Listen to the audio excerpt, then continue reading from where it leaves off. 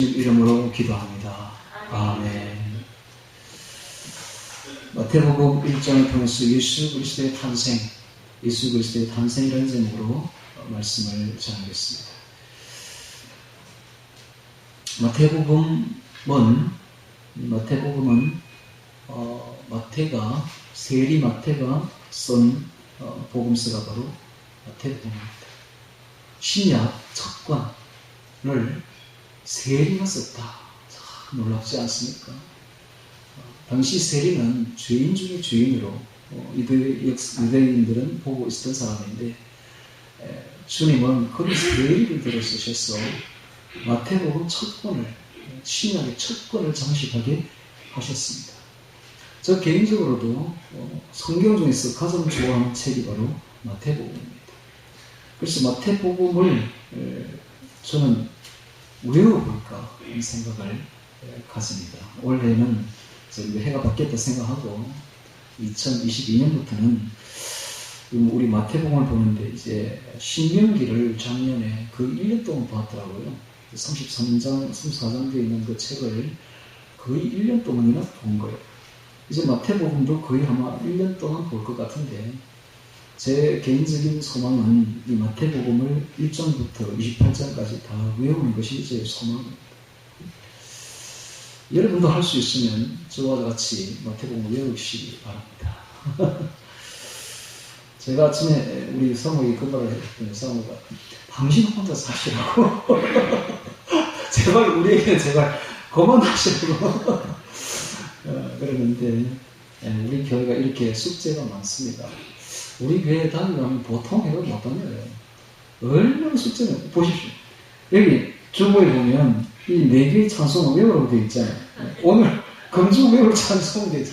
그래서 지금 계속 준비하면서 불렀던 찬송도 이 4개예요. 왜? 외워야 되니까. 외우는 방법 가르쳐드릴게요. 외우는 방법. 스마트폰이나 이 폰을 딱 꺼내가지고 이 4개의 찬송들을 딱 찍어야 돼요. 탁 찍어가지고 그걸 이제 보면서 외우면 됩니다. 아주 쉽습니다. 저도 딱 찍어놔서 되겠는데 하여튼 우리 교회 다니려면 보통 해가지고는 못 다닙니다. 진짜 숙제 많아요. 따라오기만 하면 대박납니다. 하여튼 따라오십시오. 북한에 가면 성경이 없어요. 그들은 성경을 보면 큰일 나죠. 성경 있는 거 하나만으로도 아우지 탄광에 가는 거예요. 가가지고 거기서 거의 다 죽습니다. 그러니까 성경을 절대로 집에 놔둬서는 안 되죠. 그런데 그들이 비밀스럽게 지하에 모이거든요. 모이면 어떻게 예배드리느냐? 외우니까. 마태복음을 다 외운단 말이에요. 다 외우니까 각자 외워가지고 그렇게 예배를 드려요. 예배 인도자도 다 아니까 외웠으니까 예배를 드릴 수가 있는 거예요. 그래서 그들이 말합니다. 성경도 아주 쉬운데 외워버리면 되는데 이렇게 이야기를 해요. 그래서 오늘 우리는 너무 책이 너무 많이 나오고 해설서도 나오고 이러니까 너무 많아가지고 문제가 지금 북한 사람 아무것도 없다면 당장 외우죠. 오늘 우리들도 외워야 돼요. 다 외워버려요. 자, 이 마태복음은 그래서 이제 이 마태가 쓴 책인데 이 마태복음은 처음에 딱 보면 1장 1절부터 17절까지가 족보에 대해서 이야기를 하고 있어요. 예수님의 족보. 이 족보를 가만히 보면 구약의 이름들이 익히 오른 이름들이 많이 나오죠. 그럼으로써 이 마태복음은 구약과 신약을 연결하는 가교 역할을 합니다. 그래서 구약에서 신약으로 넘어가는 그 가교 역할을 하는 것이 바로 마태복음 1장이다. 이것을 알 수가 있습니다. 특별히 유대인들은 족보를 아주 중요하게 여깁니다. 그래서 이 족보부터 딱 기록해 놓고 있는데 마태복음은 뭐 하는 책이냐 하면 4개의 복음서 중에서 예수님을 왕으로 오신 예수님을 보는 책이 바로 마태복음입니다. 그래서 그 첫 권, 첫 장, 첫 절이 이렇게 시작되죠. 아브라함과 다윗의 자손 예수 그리스도의 세대라 되어 있는데 이게 다윗의 자손이라는 말을 주목해야 됩니다.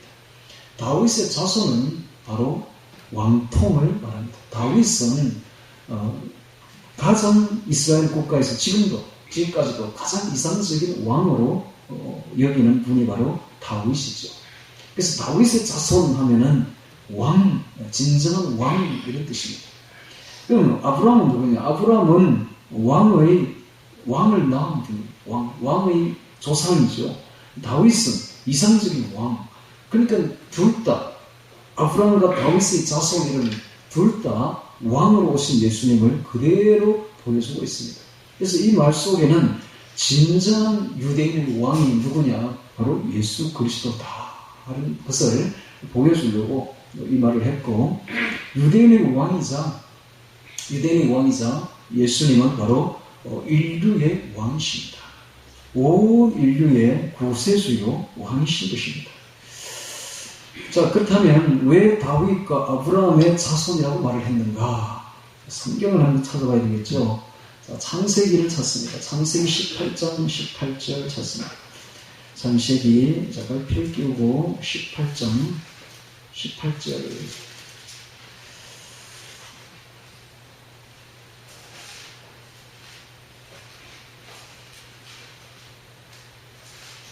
찾았으면 제가 읽겠습니다. 아브라함은 광대한 나라가 되고 천하 만민은 그를 인하여 복을 받게 될 것이 아니냐 하고 하나님께서 축복하고 있죠. 자, 이것은 아브라함이 앞으로 광대한 나라가 되고 천하 만민이 그를 인하여 복을 받는다. 즉 메시아가 온다. 아브라함을 통해서 인류의 영원한 왕이신 메시아가 오고 그 메시아를 통해서 천하 만민이 복을 받게 됩니다. 이 복은 바로 구원의 영적인 영혼의 복이죠. 그래서 우리 인류가 소망해야 될 유일한 소망이 있다면 바로 예수 그리스도, 아브라함의 후손으로 오신 예수 그리스도인 것입니다. 그래서 이 아브라함의 후손이 바로 영원한 왕이시다 하는 뜻이죠. 두 번째 찾아보겠습니다. 사무엘하 7장 16절 찾습니다. 사무엘하 7장 3하 7, 16 찾습니다. 3하 7, 16. 네, 이번에는 다윗에게 준 하나님의 예언입니다. 다윗. 3하 7, 16. 다윗이 하나님의 성전을 짓고 싶어 하니까 나단을 통해서 하나님이 내려주신 말씀이죠. 다윗에게 내려주신 말씀 3하 7, 16 봅니다. 내 집과 내 나라가 내 앞에서 영원히 보존되고 내 위가 영원히 경과하리라 하셨다 하라. 내 위는 바로 왕위지요. 그 왕위가 영원히 경과하리라. 다윗에게 준 예언입니다. 즉 다윗의 왕통을 타고 오신 메시아 예수 그리스도가 영원한 왕이시다. 이런 뜻입니다. 영원한 왕이시다. 그래서 이 예언이 있었습니다. 구약에. 그 구약의 예언을 실현하려 오신 분이 바로 예수 그리스도이십니다. 그래서 예수 그리스도는 언제부터 그러면 예언이 됐느냐? 창세기 3장 15절 봅니다. 창세기 3장 15절. 창세기 3장 15절 보십니다. 창세기 3장 15절 원시복음이라고 그러기도 하죠. 원시복음. 자, 아담과 하와가 타락하고 난 뒤에 여호와 하나님이 뱀에게 저주를 내리면서 이런 말을 합니다. 창세기 3장 15절. 내가 너로 여자와 원수가 되게 하고 너의 후손도 여자의 후손과 원수가 되게 하리니 여자의 후손은 내 머리를 상하게 것이요 너는 그의 발꿈치를 상하게 것이니라 하시고 라는 말이 나오고 있습니다. 이것이 바로 원시복음입니다. 근데 이 원시복음에 모든 게 다 들어있습니다. 자세히 보겠습니다. 여기 보니까 여자의 후손이라는 말이 등장하고 있습니다.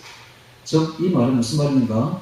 남자의 씨가 들어가지 아니한, 즉 성령으로 잉태된 처녀의 몸에서, 동정녀의 몸에서 어떤 남자가 오실 것인데 그분이 바로 메시아가 될 것이다 이런 뜻입니다. 이 첫 번째예요. 그래서 이분은 남자의 씨가 들어가지 않았기 때문에 원죄가 없습니다. 죄가 없는, 거먹고 점없는 분이 오신다는 거예요. 즉 구원자는 어떤 조건을 갖춰야 되는가? 첫 번째 조건, 죄가 없어야 된다라는 거예요. 인류의 죄가, 유전된 죄가 없어야 된다. 그래서 완전히 흠없고 점없는 분이 라야만이 인류의 구세주가 될 수 있다라는 것입니다. 다시 말해서 늪을 생각하면 됩니다. 늪지대의 늪을. 늪에 빠진 사람을 절대로 구할 수는 없습니다. 죄의 늪에 빠진 인간이 주변에 자기 옆에 있는 죄에 빠진 인간을 절대로 구원할 수는 없는 거예요. 구원을 하려면 이 늪 밖에 있어야 돼요. 죄 밖에 있어야 돼요. 죄에서는 아주 먼, 죄와는 상관없는 분이 오셔야만이 죄인을 구원할 수가 있는 것이지, 죄인이 죄인을 구원할 수가 없는 겁니다. 이 한 가지만 보더라도 예수 그리스도 외에 다른 모든 종교는 다 헛것입니다. 그렇지 않습니까? 석가도 역시 인간이라. 역시 인간, 공자도 역시 인간입니다. 다른 모든 종교의 교수들 전부 다 남자의 씨가 들어간 인간들에 불과합니다. 죄인들에 불과합니다. 죄인이 죄인을 구원할 수 없는 거예요. 오직 한 분, 인류 역사상 한 분, 예수 그리스도만이 남자의 씨가 들어가지 아니한 처녀의 몸에 성령으로 잉태된 완전히 죄가 없는 허먹고 저먹는 분이 오셨는데, 그분이 바로 유일한 구세주, 인류의 구원자다 이런 뜻입니다. 근데 여자의 후손이라는 말에 그 뜻이 포함되어 있는 거예요. 두 번째로 여자의 후손이라는 말 속에는 뭐가 들어있는가? 여자의 후손이라는 말 속에는 두 번째 의미가 들어있는데, 그것은 바로 여자의 후손이 오시면 뱀의 머리를 상대할 것이다 라는 뜻입니다. 뱀의 머리를 상대할 것이다. 즉 여자의 후손은 능력이 있다는 것입니다. 능력이 있다. 뱀의 머리를 상대할 능력이 있다. 즉 구세주는 그냥 구세주가 아니라 능력이 있어야 됩니다.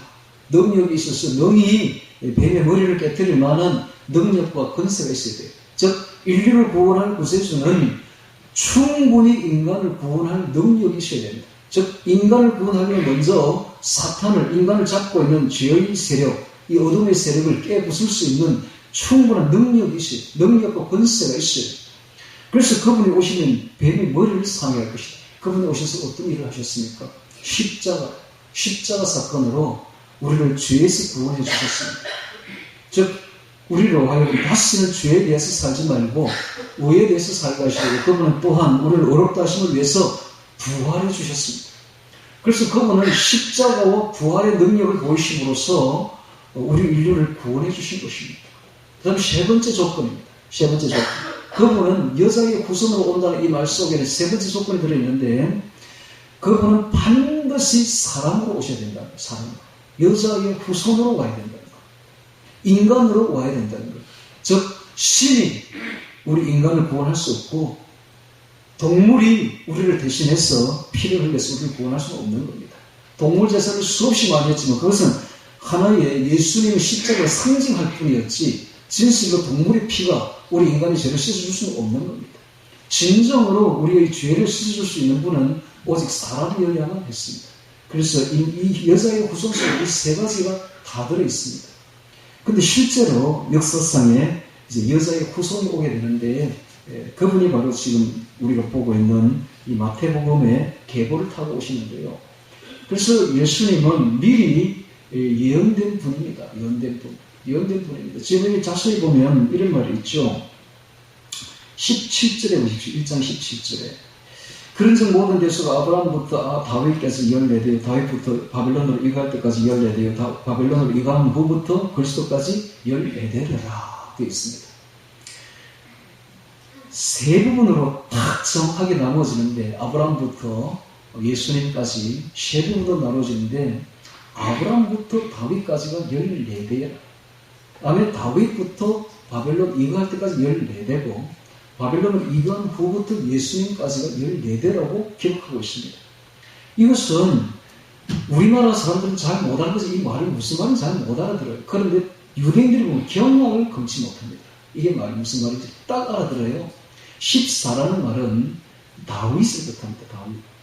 다비드인데, 원래 이름이 다비드를 유대에는 그 글자마다 값이 있어요. 숫자 값이 들어있어요.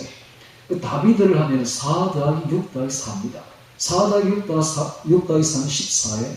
그래서 14는 곧 다윗을 뜻한다. 그러면 이것은 14라는 말은 14가 3번이나 중첩됐다는 게 3은 하나님의 숫자니까 이건 영원한 다윗의 후손, 다윗의 왕으로 오신 왕통을 뜻하고 진정한 왕을 정확하게 뜻하는데 그것도 세 번이나 중첩했기에 하나님의 치밀한 계획 속에서 오실 다윗의 후손 메시아가 바로 이분이다 하는 것을 숫자로 그대로 나타내주는 거예요. 그 다음에 14는 또한 다른 의미로 보면 7의 배수입니다. 7은 하나님의 숫자죠. 그래서 7과 7이 중첩되어 있습니다. 하나님의 숫자가 중첩되어 있고 그게 3을 또 3도 하나님의 숫자입니다. 세 번을 중첩하고 있습니다. 이것은 하나님의 치밀한 계획 속에 한치 오차도 없이 하나님의 치밀한 인류 구원 계획 속에 오신 분이 바로 예수 그리스도임을 나타내주고 있는 거예요. 너무너무 놀라운 이야기입니다. 너무 놀라운 이야기입니다. 그래서 하나님은 어떤 분이신가? 치밀하게 승부하는 계획하신 분이고 성자 주 예수 그리스도는 그 치밀한 성부 하나님의 계획에 순종하고 순응하는 분이시며 성령 하나님은 능력으로 우리에게 오신 분이 바로 성령 하나님이심을 나타내주고 있는 것입니다. 그래서 하나님의 치밀한 계획 속에 오신 분이 바로 예수님이십니다. 예수님은 어떤 계획도 없이 무작위적으로 툭 떨어진 분이 절대로 아닙니다. 이것은 창세기부터 계획된 분이요. 이분은. 그리고 인류 역사상에 그 유대인의 계보 속에 다 아브라함으로부터 시작된 계보 속에서 치밀하게 14대씩 세 번 딱 하니까 오신 분이 바로 예수님이심을 나타내주고 있는 것입니다. 여기 벌도 좋아가지고 지금 좋아가지고 너무 지금 막 말씀이 좋고 복음이 좋으니까 이해도 좋아가지고 지금. 네. 자, 그래서 자 이제 계보를 보도록 하겠습니다. 1장 1절입니다. 1장 1절. 아브라함과 다윗의 자손 예수 그리스도의 세계라. 이 세계가 나오는데 세계는 세대의 계보다 이 말입니다. 즉 원어에 보면은 탄생책이다. 우리나라 말로는 족보다. 족보. 유대인들은 족보를 굉장히 중요시합니다. 우리나라도 굉장히 중요시하죠. 그래서 그런 점에서 유대인과 우리나라가 너무나 똑같다라는 것을 알 수가 있습니다. 세계라.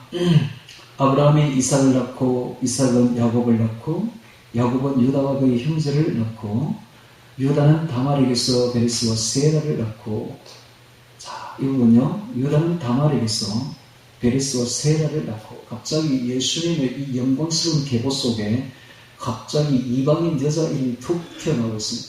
다말입니다. 그것도 유다의 며느리입니다.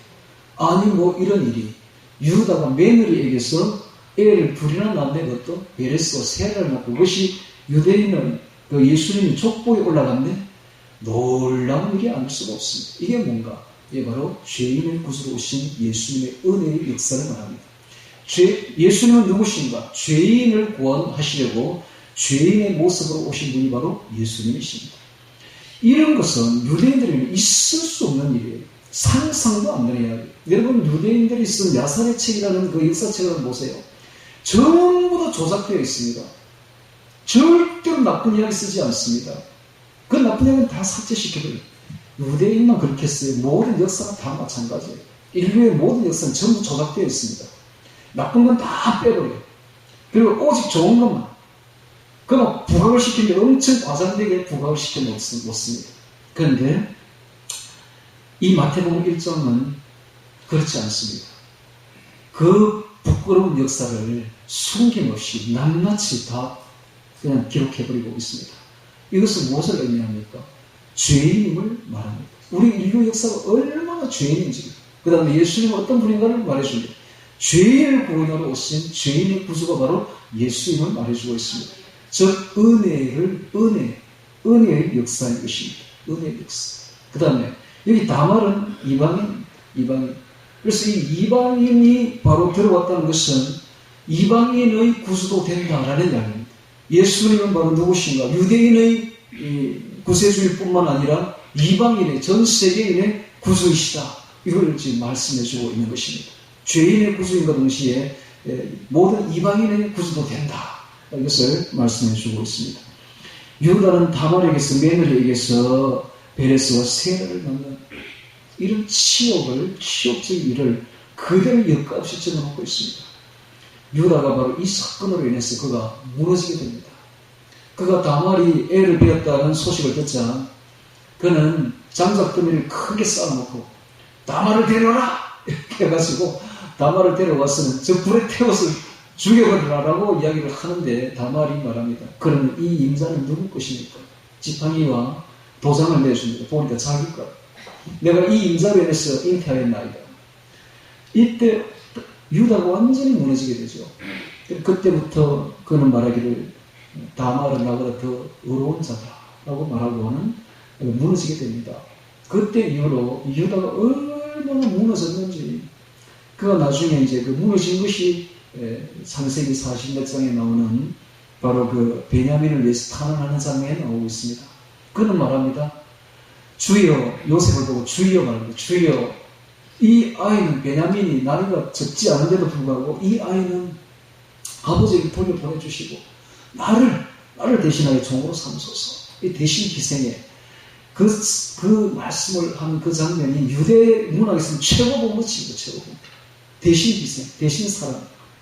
자신을 그냥 종으로 거기 잡히게 되면 죽을 수도 있습니다.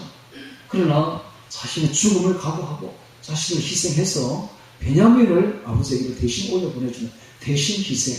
그 대신 희생의 그 마음을 타고 오신 분이 바로 대신 희생하는 예수님이십니다. 그래서 유다의 계보를 타고 예수님이 오신 것이죠. 참 어렵습니다. 그래서 이 역사는 참으로 은혜의 역사다. 이것이 은혜의 역사다. 제가 젊었을 때에 우리 어머니를 구원하려고 마태복음 1장부터 쫙 해설을 했어요. 이제 녹음을 시켜가지고 어머니한테 보냈던 거예요. 어머니가 이제 그 음성이니까 부산에 있는 아들의 음성이 왔다 해가 들어본 거예요. 들어보니까 이 이야기가 나온 거예요. 그래 그 뒤에 가니까 어머니가 저보고 하는 말이 그 예수님 족보도 그렇게 좋은 족보는 아니대. 좋은 족보는 아니대 라고 이야기를 하는 걸 제가 들었습니다. 그래요, 맞습니다. 결코 좋은 족보가 아닙니다. 참으로 놀라운 이야기들을 엮어 없이 적어놓은 죄인의 역사죠. 죄인의 구주로 오신 예수님을 은혜의 계보임을 보여주고 있습니다. 유다는 다말에게서 베레스와 세아를 낳고 베레스는 헤스론을 낳고 헤스론은 람을 낳고 람은 아미나답을 낳고 아미나답은 나손을 낳고 나손은 살몬을 낳고 살몬은 라합에게서 보아스를 낳고. 자, 이 부분은 살몬은 라합에게서 보아스를 낳고. 라합이 누구냐? 라합도 이방 여자입니다. 이 이방 여자 두 번째에 왔습니다. 그런데 이 이방 여자는 다름 아닌 기생입니다. 기생, 술집에 술 파는 여자 말하자면. 그러니까 이스라엘 역사에서 이스라엘인들은 기생하면은 가장 천한 죄인으로 봅니다. 가장 천한 죄인. 장녀, 기생, 이런 여자들을 가장 큰 죄인으로 본다고. 이 죄인의 역사입니다. 죄인의 역사. 이 라합이라는 이 기생이 이름이 등장하고 있습니다. 예수님의 계보에. 나중에 예수님이 오셔서 그를 따르는 무리들은 주로 세리와 창녀들이었습니다. 그렇게 이스라엘 민족들이 볼 때는 주로 죄인들이, 죄인 중에 죄인들이 그를 따르는 거예요. 그래가지고 예수님과 함께 밥을 먹습니다. 함께 밥을 먹는다면서 함께 교제한다는 이야기예요. 그걸 보고 막 빈정거립니다. 어떻게 너희 선생은 죄인들과 함께 밥을 먹을 수가 있느냐? 식사를 같이 할 수가 있느냐? 그러니까 예수님 말하죠. 새 술은 새 풀에게 넣어야 되느니라. 나는 죄인의 구주로 왔노라. 건강한 자에게는 의원이 필요 없듯이 병든 자에게는 의원이 필요하느니라 하면서 죄인의 구주로 오셨음을 말씀하고 있지 않습니까? 자, 이 두 번째 여자도 역시 이 라합인데, 이 라합도 이방 여자요 기생입니다. 이 기생의 이름이 등장하고 있는 거예요. 근데 이 라합은 단순한 기생이 아니었습니다. 그는 여리고의 기생이었는데, 술집에 있었는데, 이 음식 팔고 술을 파는 집은 가장 성 위에서 가장 돋보이는 집이었습니다. 그래서 그 가장 빈번하게 사람들이 드는 집이었기 때문에 많은 사람들이 오고 갑니다. 그 집을. 그러면서 이 기생 라합은 이스라엘에 대한 이야기를 듣습니다. 와, 저 민족이 하나님이 애굽에 10대 재앙을 내린 하나님이 있다. 저기에. 뿐만 아니라 애굽을 홍해에서 총국력을 수장시킨 하나님이시더라. 뿐만 아니라 저기 거인, 바산, 왕 옥과 뭐 이런 거의 족속들을 격파하고 온 민족이다. 이런 이야기 듣는 거예요. 들으면서 라합 속에 신앙이 생기기 시작합니다. 그래서 라합이 말합니다. 나중에 살몬 보고 너희 하나님은 상천하지의 하나님이시라. 이런 하나님은 세상에 어떤 신보다 뛰어나다. 나는 우리가 믿고 있는 이 신들을 다 버리고 너희 하나님을 택하기로 작정하였노라 라는 말을 합니다. 그 여자 속에 신앙이 생겨진 거예요. 하나님도 신앙을 보신 것입니다. 그래서 살몬이 말합니다. 나중에 우리가 건너올 때에 창에 붉은 줄을 내려. 그러면 붉은 줄을 내린 너희 집만 남아놓고 나머지는 다 죽여버린다. 그래서 붉은 줄을 내리게 되죠. 그래서 붉은 줄을 내린 라합집만 살고 나머지는 다 죽게 됩니다. 이 붉은 줄은 바로 오늘날 붉은 십자가를 그대로 상징하고 있습니다. 그래서 붉은 줄, 붉은 십자가, 바로 주 예수 그리스도의 보혈만이 라합의 집을 구원할 수 있었던 것을 보여주고 있는 것이죠. 자, 이렇게 두 번째 여자 라합도 은혜의 역사인 것입니다. 여기도 이방 여자요, 천한 여자였지만은 그가 은혜로 구원받았고 예수 그리스도를 믿음으로, 하나님을 믿음으로 구원받았음을 보여주고 있습니다.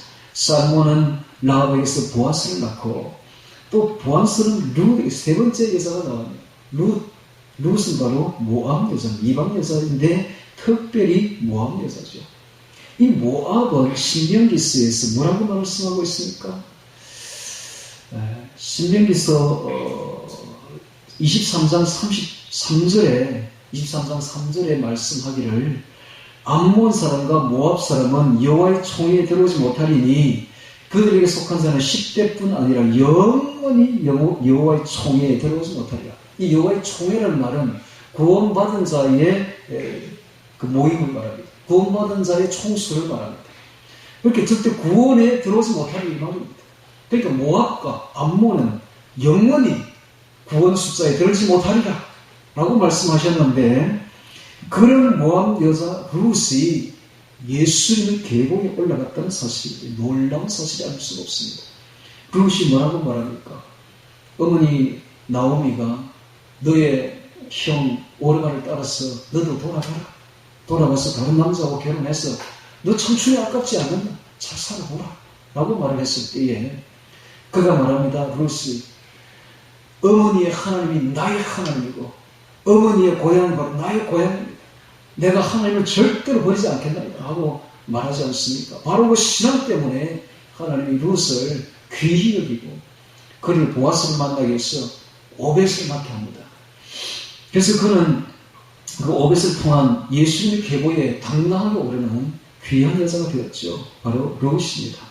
보아스는 룻에게서 오벳을 낳고, 자, 이렇게 세 명의 이방 여자가 등장하는데, 자, 이것은 이 계보가 바로 은혜의 계보라는 것과 죄인의 계보라는 것과 죄인의 구주로 오신 예수님은 전 세계의 구세주도 됨을 그대로 보여주고 있는 것입니다. 룻에게서 오벳을 낳고 오벳은 이새를 낳고 이새는 다윗 왕을 낳으니라. 다윗은 우리아의 아내에게서 솔로몬을 낳고, 자, 이 부분요. 자, 다윗은 자신의 아내에게서 솔로몬을 낳은 게 아닙니다. 우리아의 아내를 빼뜨려가지고 그 우리아의 아내에게서 솔로몬을 낳았다는, 이건 뭐 놀라운 이야기를 적어놓고 있는 거예요. 그러면 우리아의 아내 바세바는 이건 유부녀요. 말하자면 간통한 여자입니다. 간통한 여자요. 유부녀가 애를 낳는데 그 애가 바로 솔로몬이다. 여과 없이 적어놓고 있습니다. 얼마나 죄인의 그 과거를 낱낱이 들추어내면서 죄인의 모습을 적나라하게 드러내고 있는 계보가 아니죠. 이 놀라운 거예요. 이게 바로 성경이에요. 성경은 이렇게 인간의 죄성을 하나도 숨기지 않습니다. 전부 다 드러내버리고 맙니다. 자, 이름으로써 우리 인간이 얼마나 죄성이 있다는 것과 또 죄인의 구주로 오신 분이 바로 예수님이라는 사실을 보여주고 있는 것입니다. 다윗은 우리아의 아내에게서 솔로몬을 낳고, 솔로몬은 르호보암을 낳고, 르호보암은 아비야를 낳고, 아비야는 아사를 낳고, 아사는 여호사밧을 낳고. 자, 이 계보를 외울 때에 지금 있는 이거는 열왕기상 상하에 나오는 계보들인데, 이 계보를 외울 때 우리가 알아야 될 것은 3대 선왕을 알아야 됩니다. 3대 선왕. 첫 번째 3대 선왕이 바로 여호사밧이죠. 여호사밧.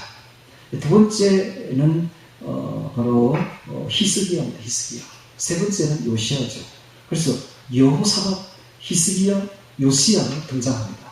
자, 이런 3대 선왕은 북이스라엘에서는 절대 등장하지 않습니다. 북이스라엘에서는 왕들이 전부 다 악한 왕들이에요. 그런데 남유다는 그렇지 않아요. 한 번씩 전 악한 왕들이 있었지만은 대체로 선한 왕들이었고, 그 중에 굉장히 선한 왕들이 3명이나 태어나는데, 그들의 이름이 바로 여호사밧, 히스기야, 요시야라는 사실을 알고서 보면은 아주 쉽습니다. 자, 아사는 여호사밧을 낳고 아주 이 르호보암은 아주 악한 왕이었는데도 불구하고 그 악한 왕의 씨 중에서 굉장히 선한 왕이 태어난다는 사실이죠. 여호사밧을 낳고, 여호사밧은 요람을 낳고, 요람은 우시야를 낳고, 우시야는 요담을 낳고, 요담은 아하스를 낳고, 아하스가 굉장히 악한 왕이었는데도 불구하고 아하스는 히스기야라는 아주 선한 왕을 낳습니다. 히스기야를 낳고, 또 히스기야는 굉장히 선한 왕이었는데 가장 악한 왕이 므낫세를 낳습니다. 히스기야는 므낫세를 낳고, 므낫세는 아몬을 낳고, 아몬이 엄청나게 악해서 2년 만에 하나님이 죽여버렸는데, 그 아몬에게서 다시 요시야라는 걸출한 선왕이 태어납니다. 아몬은 요시야를 낳고 바벨론으로 이갈 때 요시야는 여고냐와 그의 형제를 낳으니라. 자, 이걸 보면 에스겔서 18장 20절의 말씀처럼 범죄한 그 영혼이 죽었지라. 아들은 아버지의 죄를 담당치 아니할 것이요, 아비는 아들의 죄를 담당치 아니할 것이니 의인의 의도 자기에게 돌아가고 악인의 악도 자기에게 돌아가리라 하시는 그 말씀처럼, 아버지가 악하다고 아들도 악한 건 아니에요. 아버지가 악할지라도 아들이 선할 수도 있고, 또 그 아버지가 선할지라도 아들이 충분히 악할 수도 있다는 사실을 우리에게 보여주고 있습니다. 모든 사람은 자기의 범죄를 해서 자기가 죽게 되는 것입니다. 그래서 아비를 탓할 필요도 없는 것이고, 자기의 죄로, 자기의 의로 어렵담을 받고 자기의 죄로 죄인으로 구성받으니까 우리는 부단히 의지와 노력을 통해서 힘써 죄에서 구원받아야 됩니다. 힘써 우리의 구원을 이루어 나가야 됩니다. 오늘날 기독교가 정말 잘못된 것이, 예수를 믿기만 하면 구원받는다라고 해서 힘써 노력하는 것을 무슨 이단처럼 그렇게 생각하는데, 그러면 지옥 딱 갑니다. 100% 지옥 갑니다. 우리의 모든 힘을 다하여, 모든 의지를 다하여, 모든 감정을 다하여 정말 바르게 살기를 노력해야 되고, 의지를 가지고 힘써 예수님 말씀대로 살기를 해야만 겨우 천국에 가는 것이지, 천국에 가는 것이 호락호락한 것이 아닙니다. 여러분, 요즘에 떠도는 그 말대로 생활하면 100% 지옥 갑니다. 100%. 그 말 듣지 말고 누구의 말을 들어야 되느냐? 마태복음에 기록된 예수님의 말씀을 들어야 됩니다. 예수님이 뭐라고 말씀하시는가 이걸 봐야지, 신학자가, 목사님이 뭐라고 하면 이 말하면 지옥 갑니다. 신학자 말 들을 필요도 없고, 목사들의 말을 들을 필요도 없고, 누구의 말을 들어야 되느냐? 우리의 구원자 예수님의 말씀을 들어야 됩니다. 할렐루야. 예수님의 음성을 들어야 돼요. 힘써 자기의 구원을 이루어 나가야 되는 것입니다. 자, 12절 봅니다. 바벨론으로 이간 후에 여고냐는 스알디엘을 낳고, 스알디엘은 스룹바벨을 낳고, 이름을 보십시오. 스룹바벨 외에는 모르는 이름들이죠. 스룹바벨은 아비옷을 낳고, 아비옷은 엘리야김을 낳고, 엘리야김은 아소를 낳고, 아소는 사독을 낳고, 사독은 아킴을 낳고, 아킴은 엘리옷을 낳고, 엘리옷은 엘리아사를 낳고, 엘리아사는 마땅을 낳고, 마땅은 야곱을 낳고, 야곱은 마리아의 남편 요셉을 낳았으니 마리아에게서 그리스도가 칭하는 예수가 나시니라. 자, 이 이름들은 바빌론으로 이간 후의 이름들이니까 우리가 잘 모르는 이름들. 이것은 역사에 기록되지 않은 이름들입니다. 그럼에도 불구하고 하나님은 이 이름들을 아주 귀하게 생각한다는 것은 오늘 무엇을 의미합니까? 이름 없이 빛도 없이 주님을 위해서 열심히 헌신하고 봉사하는 이름을 하나님은 하나님의 하늘나라 생명책에 딱 기록해놓고 귀하게 생각한다는 사실을 우리에게 보여주고 있는 것입니다. 그러므로 우리의 이름도 이름 없이 빛도 없이 우리가 봉사하고 있지만 우리의 이름도 틀림없이 예수님의 생명책에 기록이 되었고 분명히 기록되었다는 것을 알아야 됩니다. 우리는 지금부터 그 이름이 흐려지지 않도록 부단히 노력해야 됩니다. 부단히 노력해야 됩니다. 힘써 노력해야 됩니다. 힘써 노력해야 됩니다. 내가 항상 강조하죠. 베드로 후서입니까? 전서입니까? 신의 성품, 힘써라는 말이 나오죠. 베드로 후서 1장 4절부터 나오는 말씀 보면 4절 끝에 신의 성품에 참여하는 자가 되게 하셨으니 그러므로 너희가 더욱 힘써 이런 말이죠. 힘써 믿음의 덕에 지식을 이런 말이 나오죠. 힘써 믿음만 가지고 되는 게 아니야. 힘써 믿음의 덕에 지식을 지식의 절제에 인내에 경건을 행제 우애를 사랑을 공급하라. 힘써 오늘날 기독교인들이 힘쓰는 게 하나도 보이지 않습니다. 믿으면 구원받는다더라까지도 믿으면 힘써 그거는 상급 문제고 믿기만 하면 된다던데 100% 지옥 갑니다. 100% 그래 해야겠다. 힘써 의지를 가집시오. 힘써 자신을 깨부수고 힘써 주님의 말씀대로 순종하려고 노력하고 주님의 말씀과 찬송으로 자신을 채우고서 힘써 내 목소리를 내려놓고 힘써 해야 됩니다. 힘써야 됩니다. 내 말이 맞는지 루터나 칼빈 말이 맞는지는 천국 딱 가본 순간 딱 알아요. 내가 지금 하는 말이 맞는지 칼빈이 루터가 맞는지는 천국 가보라니까. 내 말이 지옥에 가보라니까. 지옥에는 수없이 많은 그리스도인들이 수없이 많습니다. 그들이 말합니다. 칼빈이 우리를 이렇게 인도했다. 칼빈은 많은 그리스도인들을 지옥으로 보낸 장본인입니다. 그는 뭐라고 말합니까? 믿기만 하면 된다. 힘써 일할 필요 없다. 힘써 신앙생활 할 필요가 없다. 그래서 모든 건 다 신앙생활, 그건 다 상급 문제다. 믿기만 하면 구원이다. 사기꾼들입니다. 여러분, 영적 사기꾼들. 그 말 들으면 큰일 납니다. 여러분, 그게 뭔가 하면 그게 바로 넓은 길이에요. 넓은 길. 나중에 예수님 7장에 말하죠. 넓은 길. 그게 바로 넓은 길. 얼마나 쉽습니까? 믿기만 하면 된다는데.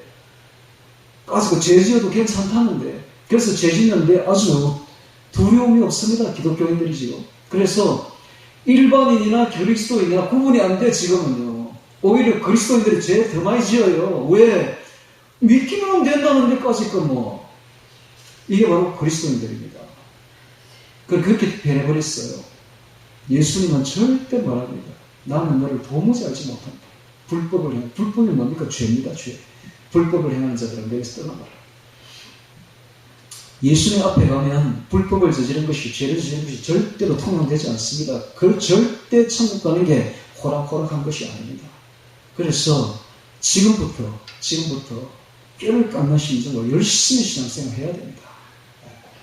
숙제 대해주는 거 잘 하시고, 외우라 하는 거 잘 외우시고, 이렇게 함으로써 예수님과 동행하는 생활을 해야 됩니다. 네.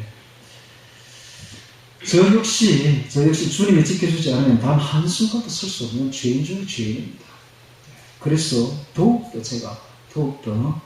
저도 힘써 구원을 향해서 달려가야 됩니다.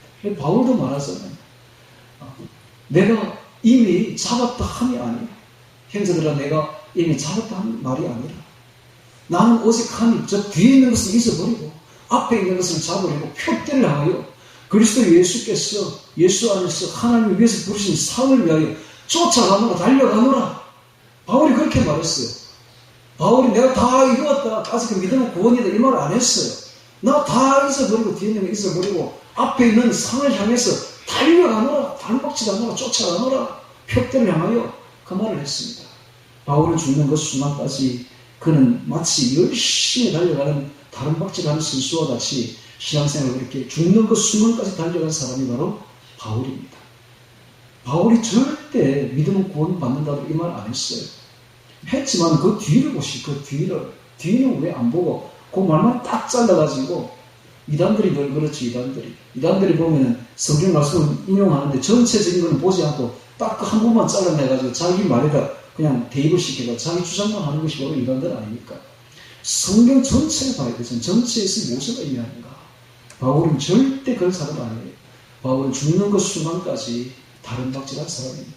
우리도 바울을 본보다 바울이 이런 말을 했어. 내가 남은 다 구원한 후에 내가 버림이 될까 두려워하노라. 두렵고 떨리노라. 이런 말을 했어요. 바울은 절대로 자기 구원에 대해서 장담하지 않았습니다. 우리도 죽는 것 순간까지 장담하지 말고 두렵고 떨림으로 힘써 신앙을 구원을 이루어 나오기를 바랍니다. 자, 이 이름들이 이렇게 생명책에 기록되어 있습니다. 잘 모르는 이름들이죠. 그러나 하나님 다 알고 있습니다. 우리의 이름도 드러나지 않았고 알려지지 않았죠. 잘 모르는 이름이죠. 그러나 하나님 우리의 이름을 다 알고 있습니다. 생명책에 다 기록해 놓고 있습니다. 이 생명책에 기록된 이름은 언제든지 흐려질 수 있고 없어질 수 있습니다. 그러므로 두렵고 떨림으로 천국 가는 그날까지 우리의 이름이 생명책에서 흐려지지 않도록 다른 박제해 나가시기를 바랍니다. 자, 17절 봅니다. 그런즉 모든 대수가 아브라함부터 다윗까지 14대요. 다윗부터 바빌론으로 이갈 때까지가 14대요. 바빌론으로 이간 후부터 그리스도까지 14대라. 자, 아브라함은 발흥기라고 볼 수 있습니다. 발흥기, 유대 역사의 발흥기입니다. 그 다음 다윗은 유대 역사의 최전성기, 그죠? 그 다음에 바벨론으로 포로로 잡혀갈 때가 유대 역사의 최세태기. 그 다음에 바벨론으로 이간 후부터 그리스도까지 도로 그때가 회복기. 자, 이건 뭘 의미합니까? 우리의 신앙도 마찬가지. 우리의 신앙도 발흥기가 있었다면 최전성기도 있었지만 죄의 역사로 인해서 쇠퇴하기 짝이 없을 때도 있었지만은 죄에서 구원받아서 이제 회복되는 역사는 어디서부터 일어나는가? 바로 예수님으로부터 일어난다. 이 뜻입니다. 예수님으로부터 회복된다. 우리 같은 죄인들이 회복되는 것은 예수님으로 회복된다. 그런 이야기죠. 자, 18절에 보겠습니다. 18절. 예수 그리스도의 나심은 이러하니라. 그 모친 마리아가 요셉과 정혼하고 동거하기 전에 성령으로 잉태 된 것이 나타났더니 그 남편 요셉은 어려운 사람이라 저를 들여내지 아니하고 가만히 끊고서 하여 이 일을 생각할 때에. 여기까지. 자, 요셉과 마리아가 정혼을 했고 정혼하고 난 뒤에 한 1년간 정도는 동거하기 전에 일이 벌어지게 되는데 이것은 유대 역사의 괴로운 풍습을 알아야만이 이해할 수 있는 장면이죠. 자, 지금부터 유대 역사의 괴로운 배론식 하는 그 풍습을 이야기를 해드리겠습니다. 보통 유대인들은 태어나서부터 13살 될 때까지 모세 오경을 암송시킵니다. 그래서 그 아이가 첫 말을 뭐라고 말하는가? 바로 베레시트, 태초에, 이 말을 한다. 태초에. 그래서 우리나라 말은 안 그렇죠. 우리나라 아이들은 처음에 태어나면 엄마라는 말을 제일 많이 하죠. 그런데 얼마나 애한테 시켰든지 베레시트가 첫 말이에요. 그 아이들은 베레시트. 그래서 그 아이가 태초에 하나님이 천지를 창조하신 이 말을 다 하면은 그날 대잔치가 벌어지는 거예요. 완전히 박수를 치고 난리가 나는 거예요. 이 아이가 처음으로 창세기 1장 1절을 했다 이기라. 그럼 애가 치열업되죠. 칭찬은 치열업된다고. 그럼 더 하고 싶어 하는 거예요. 그럼 1장 2절도 하고 1장 3절도 하고 이렇게 외우기 시작하는 겁니다. 그래서 그 아이가 13살이 되면 창세기부터 신명기까지 모세오경을 줄줄줄 외워버립니다. 자, 이렇게 되면 어떻게 되는가? 이 아이가 머리가 어마어마하게 발달되고, 원래 유대인들의 머리는 그렇게 좋은 머리가 아닙니다. 세계에서 가장 좋은 IQ, 가장 좋은 머리를 가진 민족, 우리나라 민족입니다. 유대인은 조금 밑이에요. 그럼에도 불구하고 그 아이들의 머리가 발달되면 어떤 일이 벌어집니까? 지금 보십시오. 세계를 주름잡고 있습니다. 세계의 정치, 경제, 문화, 사회 모든 분야에서 단연 타업이 바로 유대인, 그 작은 민족 유대인입니다. 유대인이 모든 경제를 다지고 있습니다. 유대인이 없으면 경제 안 돌아갑니다. 유대인들이 모든 정치를 다 좌지우지합니다. 유대인들이 모든 문화를 다 좌지우지합니다. 유대인들이 모든 노벨상의 30% 이상을 다 가져가 버립니다. 이 일이 어떻게 벌어지는가? 바로 이 교육법에서 시작돼요. 그래서 오늘 우리나라 기독교인들의 교육법이 달라져야 됩니다. 적어도 마태복음 5장, 6장, 7장 가장 중심이 되는 이 산상수훈과 요한복음 14, 15, 16 지성서 말씀은 아이들이 외워야 됩니다. 외워야 됩니다. 이 정도는 기본. 할 수만 있으면 마태복음 전체를 다 외우게 해야 됩니다. 요한복음도 다 외우게 해야 됩니다. 적어도 요한복음, 마태복음은 줄줄 외울 정도가 돼야 됩니다. 그러면 어떤 일이 벌어지는가? 우리나라가 세계 탑이 되어버립니다. 이걸 알아야 됩니다. 그 아이가 자라나면 완전히 머리가 되어버립니다. 꼬리가 절대 되지 않습니다. 머리가 되어버립니다. 이걸 알아야 됩니다. 지금 아이들이 태어나면 전부 다 처음부터 스마트폰을 줘가지고 게임만 몰두합니다. 게임만 몰두하면 어떤 일이 벌어지냐? 후두에만 발달해요. 후두에만 발달하면 바보가 되어버립니다. 그래서 지금의 남자아이들이 바보가 되어버린 거예요. 그래서 남자보다 여자가 뛰어난 겁니다. 이유는 어디 있는가? 게임을 해서 그래, 게임을 했어. 맨날 게임하는 후두에만 발달되어 있는 거예요. 이 아이들의 특징이 뭔가? 생각하기를 싫어합니다. 중학교 가서 학생들이 제일 듣기 싫어하는 소리가 생각해보자며. 우리 한번 생각해보자. 이걸 제일 듣기 싫어하는데, 왜? 생각이 안 되니까. 전두의 발달이 안 됐으니까. 성경 말씀 외워본 적이 없으니까. 머리가 엉망이 되어버린 거예요. 이걸 회복하는 방법은 성경 말씀을 외우는 방법밖에 없습니다. 그러면 회복이 싹 되어버립니다. 노인들이 치매에 왜 걸립니까? 성경을 안 외워서 그래요. 성경만 외워보세요. 절대로 치매에 걸리지 않습니다. 성경을 외우는 것이 이렇게 좋습니다. 이렇게. 자, 이게 13살까지 유대인들이 하는 일이에요. 13살이 딱 되면은 성경을 다 외우면 무슨 일을 해주는가 하면 성인식을 치러줍니다. 성인식. 그래서 13살 되어서 모세오경을 다 외웠을 때에 그들은 성인식을 치르게 됩니다. 만약에 13살이 됐는데도 오늘날 우리나라 말로 15살이죠. 중학교 한 2학년 정도. 그때에도 모세오경을 다 못 외운다. 그러면 핀찬 받습니다. 그런 부끄러움이 없어요. 아이를 잘못 길렀다 이 말이죠. 애를 잘못 길른 거예요, 부모들이. 그래서 이제 13살이 딱 되면 성인식을 받고 나면 그들이 할 수 있는 게 어디냐? 바로 3대 절기에 참석할 수가 있습니다. 6월절, 7.7절, 초막절. 이 3대 절기에 참석이 되는 거예요. 이 6월절은 또 3대 설기가 또 있죠. 또 초막절도 3대 설기가 또 있죠. 나팔절, 대속제절, 초막절.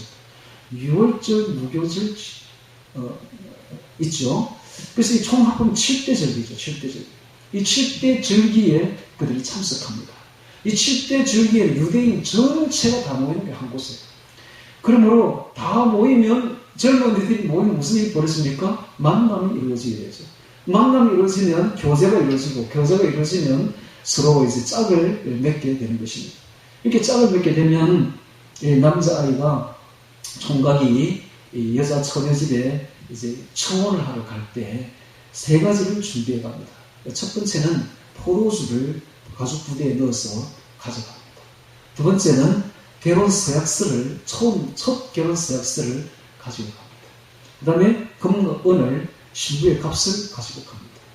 그리고 가서 이제 자기의 친척 중에서 말 잘하는 대변인을 다 데리고 갑니다. 가서 내가 누구며 어느 집안의 누구 아들이며 목적을 분명히 이야기해야 돼요. 쓸데없는 이야기하면 안 돼요. 그 처녀 아버지한테는 내가 당신의 따님과 결혼하러 왔습니다 라고 분명하게 결혼 목적을 이야기를 해야 됩니다. 그러면 그 아버지가 그 딸을 부릅니다. 불러가지고 신랑에 대해서 3가지를 묻습니다. 3가지. 첫째, 신랑에 대해서 얼마나 알고 있는가? 지적 요소를 묻습니다. 두 번째, 신랑에 대해서 얼마나 사랑하고 있는가? 정적인 요소를 묻습니다. 세 번째, 신랑의 집에 가면 앞으로 결혼해서 가면 신랑을 위해서 얼마나 헌신할 수 있는가? 의지적인 요소를 묻습니다. 지적 요소, 정적 요소, 의지적 요소. 이것이 오늘날 우리에게 그대로 적용됩니다. 우리는 예수님에 대해서 얼마나 알고 있는가? 우리의 신랑. 우리는 예수님을 얼마나 사랑하는가? 우리는 예수님을 위해서 얼마나 헌신할 수 있는가? 이 3가지를 지금 묻고 있는 것입니다. 이 3가지를 묻습니다. 그리고는 이렇게 묻습니다. 그러면 딸아, 내가 이 결혼을 승낙해 주기를 원하는가? 라고 묻습니다. 그러면 딸의 얼굴이 빨개집니다. 그럼 그 딸의 얼굴이 빨개지는 걸 보고 결혼을 승낙하는 것이죠. 그리고 결혼식이 이제 시작되는데 신부에게 포도주 잔을 이렇게 한 잔을 부어가지고 이 신랑이 이렇게 건넵니다. 그러면 신부가 그 잔을 받을 권리도 있고 거부할 권리도 있는 거예요. 거부하면 결혼은 끝입니다. 그럼 받으면 결혼이 승낙되는 거예요. 그래서 이 모든 권한은 누구에게 달려있는가? 신부에게 달려있습니다. 이런 품성은 세계 어디에도 없습니다. 그 고대에 유일하게 신부에게 모든 권한을 준 것은, 이 선택에 준 것은, 자를 준 것은 유대인밖에 없는 거예요.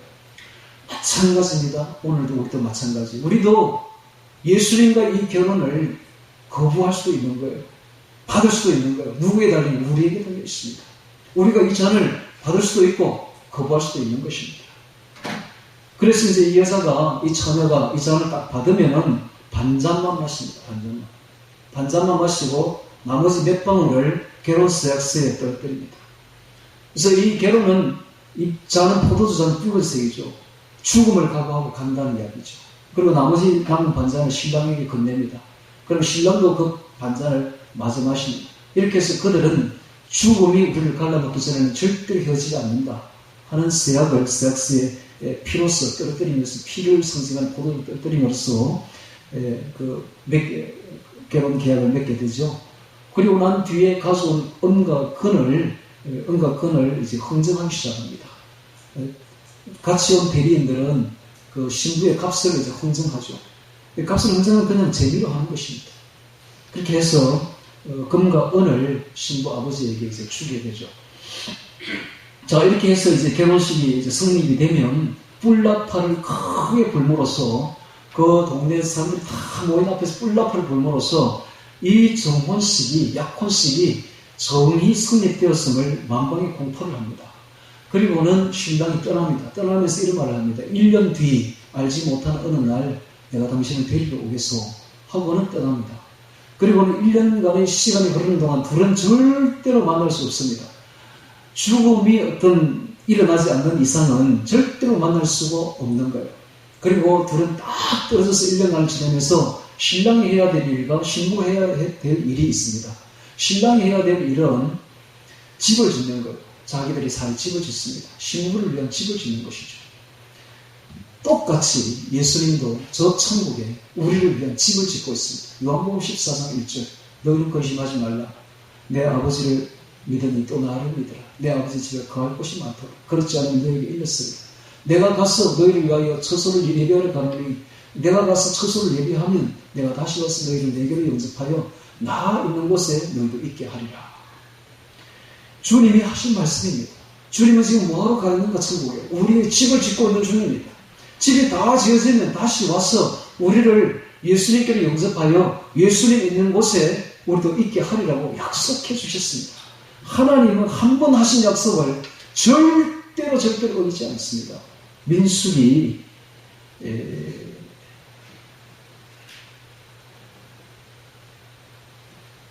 민수기 23장 19절. 하나님은 인생이 아니시니 시근치 않으시고 인자가 아니시니 후회가 없으시도다. 어찌 그 말씀하신 바를 행치 않으시며 그 하신 말씀을 시행치 않으시랴. 하나님은 인생이 아니시니 시근치 않습니다. 하나님은 인자가 아니시니 후회도 없으십니다. 그러므로 하나님은 반드시 그 말씀하신 바를 행하시며 그 하신 말씀을 시행하시는 분이 바로 하나님이십니다.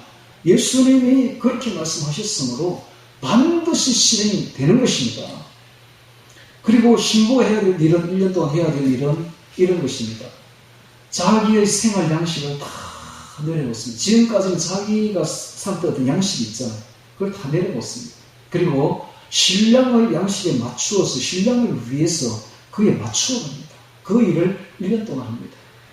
오늘 우리도 마찬가지, 우리도 우리의 생활 양식을 다 내려놔야, 내 자신도 내려놓고 나의 모든 육신의 정욕, 안목의 정욕, 이생의 사랑 다 내려놓고 오직 예수 그리스도만을 위해서 그분의 생활 양식에 맞추어 가야 되는, 그분의 말씀대로 맞추어 가야 되는 것입니다. 그 다음 두 번째로 해야 될 가장 중요한 일은, 신부해야 될 일은 지금까지 사귀던 모든 남자들 다 없애버려야 돼요.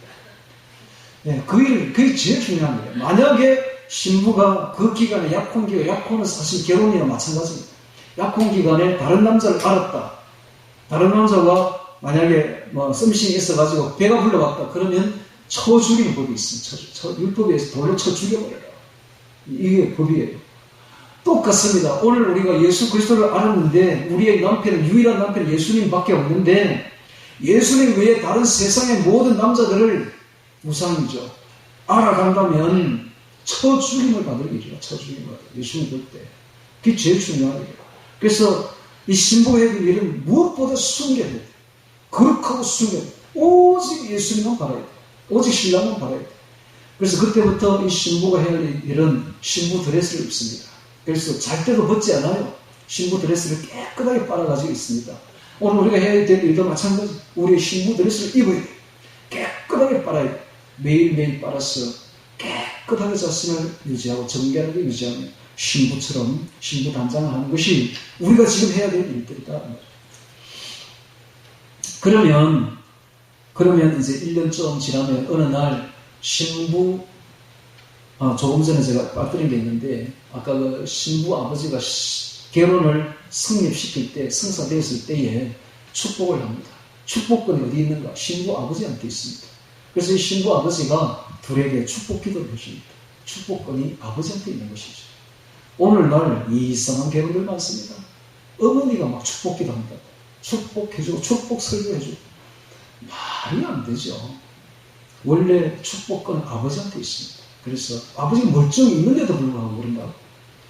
아버지가 축복하는 게, 신부 아버지가 축복하는 것이 그게 전통적인 방법입니다. 자, 그리고 이제 신랑 아버지가 1년쯤 뒤에 결정합니다. 딱 집이 되어가는 걸 보고는 다 됐으면 언제 이야기할지는 아무도 알 수가 없어요.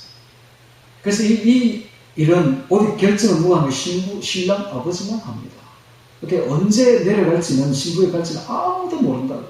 오직 아는 사람 한 사람밖에 없는데 신랑 아버지밖에 모르는 거예요.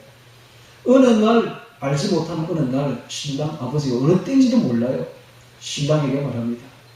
어쩌면 자고 있는 신랑에게 말할 수도 있습니다. 일어나라 아들아, 때가 되었다. 이제 신부를 데려가도 좋겠다.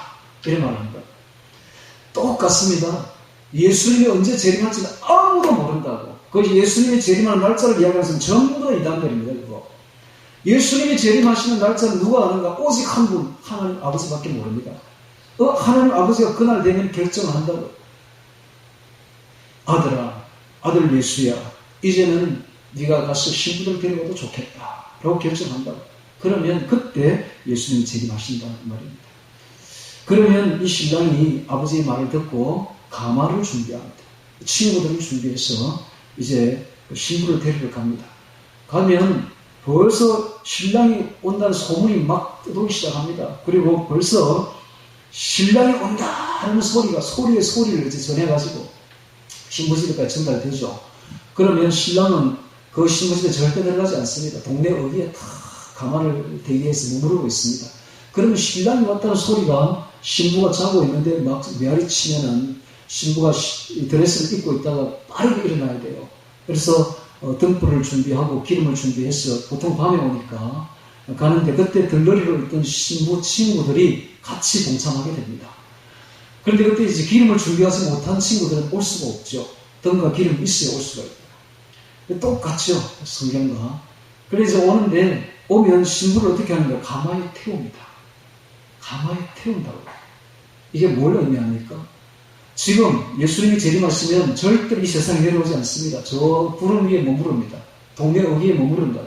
그리고 가마에 신부를 태웁니다. 즉 우리를 불러 올려서 태운다. 그게 바로 휴거입니다. 휴거. 태우는 것. 올려서 태우는 것. 이게 바로 휴거입니다. 휴거. 그렇게 해서 천국으로 데리고 가는 것이죠. 가는 날을 데리고 갑니다. 데리고 가면 어떤 일이 벌어지는가? 일주일 동안 신방에 신부를 탁 넣고는 아무도 몰래 7일간의 허니문을 가지게 됩니다. 허니문. 아무도 보지 못합니다. 신부 얼굴을 볼 수가 없어요. 오직 신랑만 신부를 볼 수가 있습니다. 그러면 신랑은 제2의 결혼 계획서, 결혼 서약서를 신부에게 보여줍니다. 아까는 첫 번째 계약서고, 서약서고, 이번에는 두 번째는 이제 계획서, 앞으로 어떤 일이 이제 우리에게 펼쳐질 것이라는 계획서를 보여줍니다. 그리고는 신부에게 반지를 끼워주고, 그리고 이제 처음으로 동침을 합니다. 동침. 그때 비로소 동침을 하게 되죠. 그리고 일주일이 딱 지났을 때에, 허니문이 일주일 지났을 때에 신랑이 나와서 이렇게 말을 합니다. 나의 신부는 깨끗하였다. 정결하였다. 그러므로 이 결혼은 성립되었다. 라고 말하면 신랑의 친구가 정인이 되어서 그 말을 공포를 합니다. 이 신부는 깨끗하였도다. 그러므로 이 결혼은 성립되었도다 하고 선포를 합니다. 자, 이 7일간의 이 비밀스러운 날들, 이것이 바로 7년 환란인 것입니다. 7년 환란 전에 우리는 들림받고 7년의 환란이 일어나는 날 동안 우리는 천국에서 주님과 허니문을 가지게 된다는 이야기입니다.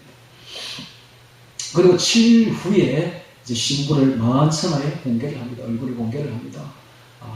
이것이 바로 이스라엘의 결혼법이에요.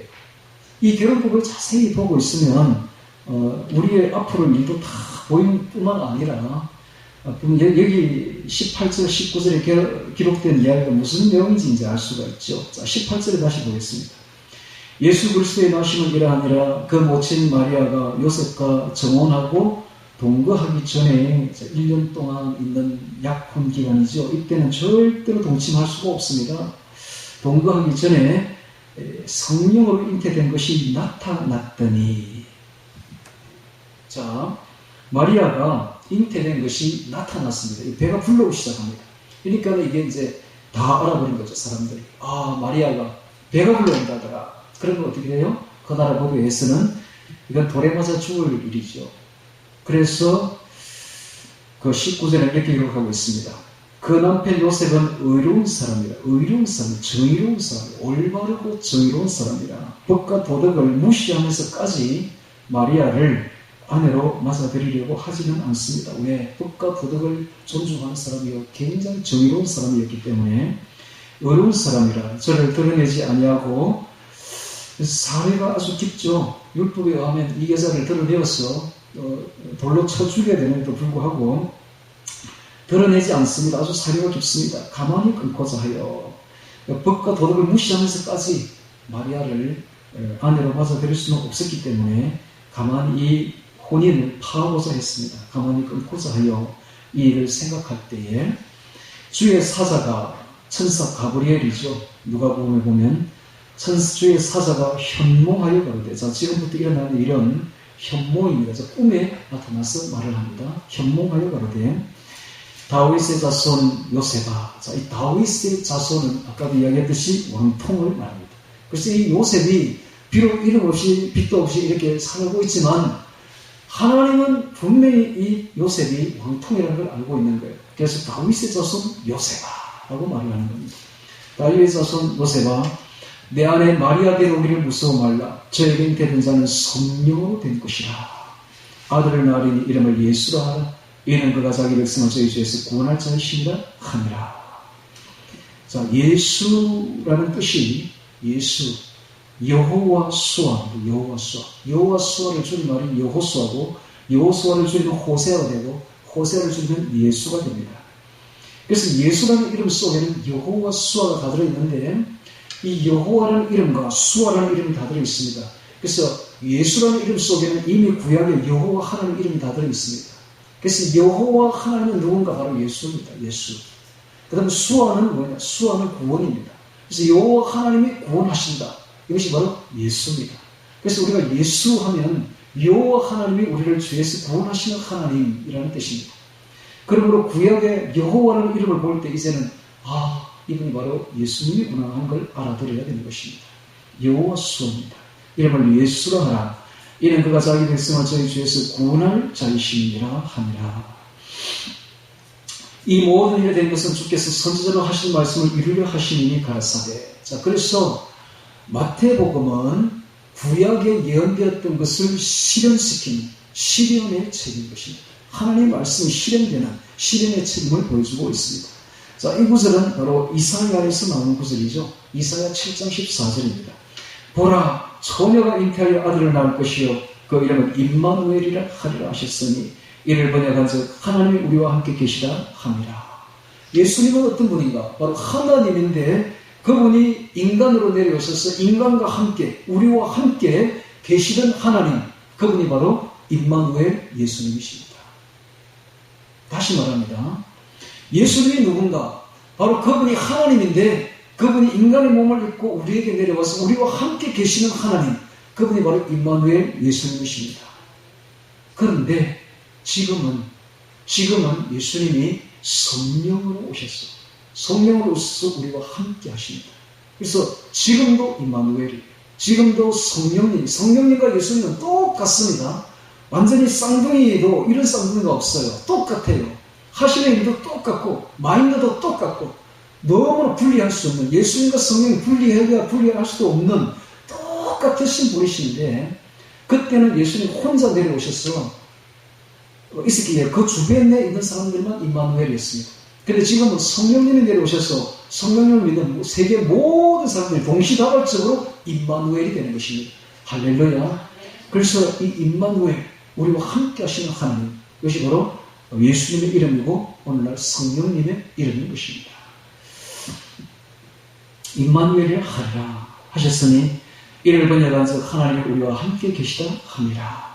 요셉이 잠을 깨어 일어나서 주의 사자의 분부대로 행하여 그 아내를 데려왔으나 아들을 낳기까지 동치지 아니하더니 나음의 이름을 예수라 함이라. 자, 찰스 스펄전이라는 신학자는 이렇게 말했습니다. 예수 그리스도가 오신 사건은 세상에서 가장 위대한 사건이다. 세상 역사의 모든 선들은 예수님에게로 한 곳에 모인다. 그리고 하나님의 의지도 예수님에게서 정점을 친다. 정점을 이룬다. 라고 말했습니다. 그렇습니다. 예수님은 역사의 정점입니다. 역사의 최고의 점이 바로 어디 있는가? 바로 예수님에 있습니다. 그래서 역사를 뭐라고 말하는가? 히스토리라고 하는데, 히스토리. 그의 이야기입니다. 예수님의 이야기입니다. 그래서 역사를 딱 가르면 예수님을 중심으로 해서 그 이전을 예수님 이전, 주의 주전, 그 이후를 주후, BC, AD, Before Christ, 아무 도민의 주후, 이렇게 딱 나눠버리죠. 지금도 우리는 AD 2021년 아닙니까? 예수님 오신 이후 2021년이 됐다 이 말이죠. 그래서 이 모든 역사의 중심과 핵심이 어디 있는가? 바로 예수님에게 있다 라는 사실입니다. 무리라는 유명한 사역자는 이렇게 말했습니다. 자, 이것은 좀 적기 바랍니다. 적어서 외우시기 바랍니다. 그리스도는 나의 힘이요. 그리스도는 나의 힘이요. 이건 딱 적어서 이번 주 내내 외우시기 바랍니다. 그리스도는 나의 힘이요. 그리스도의 마음은 나의 율법이요. 그리스도의 마음은 나의 율법이요. 그리스도의 임재는 나의 희열이요. 그리스도의 임재는 나의 희열이요. 적었습니까? 그리스도의 임재는 나의 희열이요. 그리스도의 영광은 나의 면류관이다. 그리스도의 영광은 나의 면류관이다. 다시 말합니다. 그리스도는 나의 힘이요. 그리스도의 마음은 나의 율법이요. 그리스도의 임재는 나의 희열이요. 그리스도의 영광은 나의 면류관입니다. 나의 면류관입니다. 라고 무디는 말했습니다. 그렇습니다. 그리스도는 나의 힘입니다. 우리같이 약한 자에게 그리스도는 우리의 힘이 됩니다. 그리스도의 마음은 우리의 율법입니다. 그리스도의 마음이 어디 있습니까? 마태복음에 다 말씀으로 나와 있습니다. 그리스도의 말씀은, 그리스도의 마음은 우리의 율법이 됩니다. 오늘 우리는 그리스도의 말씀대로 행해야 됩니다. 또한 그리스도의 임재는, 성령의 임재는 우리의 희열입니다. 우리 성도에서 가장 큰 기쁨과 희열은 어디에 있습니까? 바로 성령의 임재에 있습니다. 그래서 우리가 가장 큰 기쁨은 어디서 누립니까? 기도할 때 성령의 임재가 있을 때 그때 우리가 희열을 누리게 되는 것입니다. 그리스도의 임재는 우리의 희열이요. 그리스도의 영광은 우리의 면류관입니다. 그렇습니다. 하나님께 영광이 돌아가는 일은 우리의 면류관이 되는 것입니다. 자, 오늘 우리는 마태복음 1장을 통해서 예수 그리스도의 탄생이라는 제목으로 말씀을 보았습니다. 자, 이 말씀 속에서 우리가 정말 우리가 알아야 될 것은 예수님은 우리의 힘이시요. 예수님의 마음은 우리의 율법이요. 예수님의 임재는 우리의 희열이며 예수님의 영광은, 그리스도의 영광은 우리의 면류관임을 깊이 깨닫고서 주님과 늘 동행하여 기쁨과 희열과 영광 속에서, 면류관 속에서 주의 율법을 지키며, 주의 마인드를 가지고, 주의 마음을 가지고 율법으로 삼고 지키며 오직 예수님으로 나의 힘을 삼고 살아가는 우리 모두가 되기를 주의 이름으로 축원합니다. 다 같이 오늘 말씀 기억하며 기도드리겠습니다.